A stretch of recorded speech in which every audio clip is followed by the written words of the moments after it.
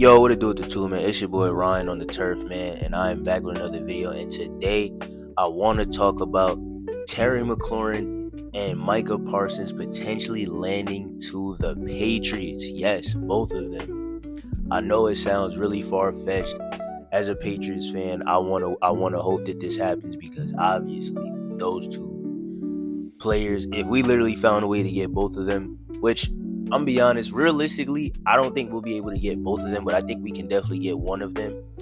And I'll give my opinion on who I think we have the better chance of getting, or who I think like they would pursue more at the end of the video. But if we found a way to get both of these guys, it would be literally crazy for the franchise because that automatically makes us Super Bowl contenders again. Not saying that I don't think we are now. Hey, look, man, Patriots Super Bowl champions this year. Watch. I called it. But at least if Terry McLaurin and Micah Parsons come, that just means they get to hold up the trophy with us, you know what I'm saying? Two guys that don't got no rings. So y'all might as well come on down to the Patriots, you know what I'm saying? You gonna come get y'all rings, man. Come get y'all rings. But on a serious note though, I want to first talk about Terry McLaurin because this is a guy that I recently made a video on. And Terry McLaurin obviously he's only had 1 year where he had less than 1,000 yards. And last year, he put up his career high in touchdowns, which he had 13. That is 6 more than the second most he had in a year. Prior to all the other years of his career. And actually, his second most TD career is surprisingly his first year. His first year, he had 919 yards and 7 touchdowns. And 7 touchdowns is his second most amount of TDs in a season prior to last season, as I said, where he scored 13 times.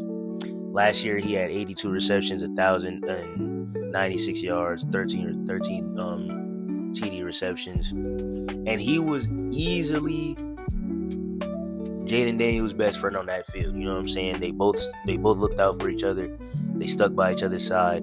Terry McLaurin looked out for him. Obviously, Jaden Daniels looked out for him as well because, you know, he needed that wide receiver one to really help him grasp the NFL grounds. You know what I'm saying? Because he was in college where he was playing with so many wide receiver one caliber players. Malik Neighbors, Brian Thomas, and R.I.P. Kyra Lacey. So Terry McLaurin really made him really have that college feel in a way when coming to the NFL because they gave him a wide receiver one off rip. And with that being said, it's kind of a sad situation for Jaden Daniels because now he's losing that guy. So this is honestly going to be the first year in probably his whole football career, maybe since like high school. But even in high school, you have like that guy. So this is probably going to be the first year of his like football career where he doesn't have that true wide receiver one. You know what I'm saying? Debo is really good, but Debo hasn't been the Debo that we once knew. You know what I'm saying? It's a lot of like reports of him being sort of out of shape. He looks a lot slower. They talking about like, you know, his ass fatter and shit. I don't know about all that, but you know, that's what all the reports be saying. And even when you look at some of the game film, it's obviously clear in like practices that he's not the same Debo that he once was, and he is indeed slower than what he was. So I think Debo at this point in his career is a wide receiver 2, and I think that's why San Fran got rid of him because they realized he was a wide receiver 2, and they had a genuine wide receiver 1 in Brandon Ayuk. So, you know, Jaden Daniels, prior to Terry McLaurin requesting his trade, he had Terry at the 1 and Debo at the 2, which I think is perfectly fine. And then whoever they want to stick up at that 3. But now, Terry McLaurin requesting his trade, obviously it could be like a negotiation tactic where he's just looking for more money. But if he actually decides to leave, then that means Debo's not a wide receiver 1. And I don't know how I would feel about having Debo as a wide receiver 1 for Jaden Daniels, but he's really talented, so maybe he can get it to work. But with that being said, though, I want to talk about how Terry McLaurin obviously provides so much for the Patriots if he allows himself to take on that new route of going to a new team. with the Patriots, obviously, he goes from Jaden Daniels and Drake May. Drake May is a little worse than Jaden Daniels. As of right now, I obviously think that Drake May will be better than Jaden Daniels career-wise. I'm a Patriots fan, so that's my guy. I love Drake May. And Drake May he's real. He's really like a dual threat, honestly. Like he's really a dual threat. You know what I'm saying? He's good on his feet. He throws really good on the run. And Terry McLaurin is one of those guys where he's gonna make a way every time. He's had to his whole career because he's always played with lackluster quarterbacks and mediocre QB play up until last year. Tyler Heinicke years was obviously pretty good, or decent. So that's what I mean by mediocre play. But you get a young star quarterback over there.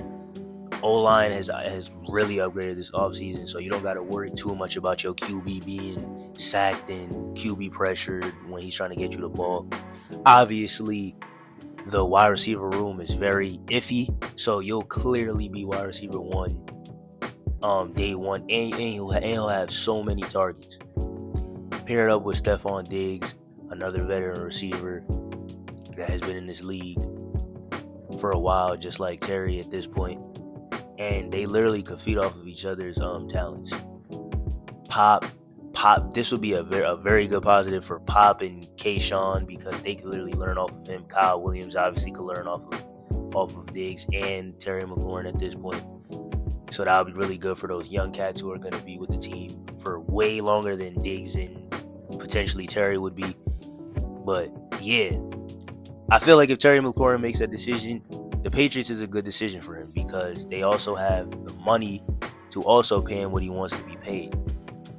So now when it comes to Micah Parsons, I like the idea of getting Micah Parsons. You know what I'm saying? Obviously. Edge has always been a need for the Patriots since we've lost Judon. I'm going to be honest. And Judon doesn't even compare to Micah Parsons, honestly. Even Judon's best season with us doesn't compare to Micah Parsons' best seasons with the Cowboys. Micah Parsons last year had 43 totals, 12 sacks, 2 forced fumbles. The man was amazing last year. The man's been amazing since he's been in the league, honestly. The year before that, 64 totals, 14 sacks, 1 forced fumble, 1 fumble recovery. The year before that, 65 totals, 13.5 sacks, 3 forced fumbles, 3 fumble recoveries. And his rookie year, 84 totals, 13 sacks, and 3 forced fumbles. The man has literally been a Hall of Famer since he's came in. He hasn't been nothing less than that. So I don't think he will slow down at all. Micah Parsons, at the prime age of 26, 6'3", 245 pounds, the man is an absolute beast, and he's super fast coming off that edge.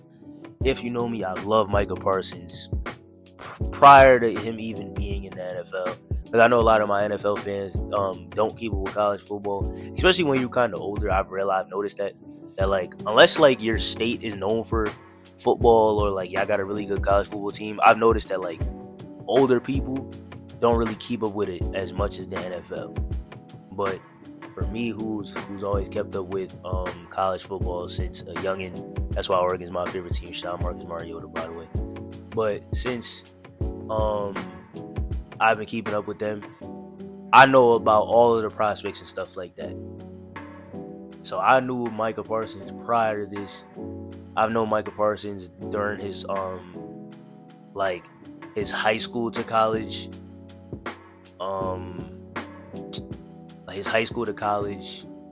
transition, and he always been looked at as that guy. And then when he got to Penn State and he wore that number 11, I don't know what it is, but that number 11 gives you powers. And once he put on that number 11, he became this natural born freak that just, I don't know, came from Pluto or something, because the man has literally been amazing his whole football career. And that's just high praise that I got from Micah Parsons. And off of the physical traits that I've just named, the stats that I've just named, his age, this is a guy that I think the Patriots really need to go and get. And I said that I was going to state who I feel like they should get more. And look, I seen a poll that was asking the question, who do we think we should pursue more, Terry McLaurin or Micah Parsons? And for me, I think it's easily Micah Parsons, honestly. I don't think y'all understand that Micah Parsons literally makes everyone else better.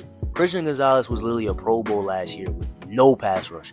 So imagine what he would do if he had Micah Parsons rushing the QB and putting pressure on the quarterback while he's also in coverage. That means more picks, more pass breakups, and just more straps, more 0-yard games for wide receivers.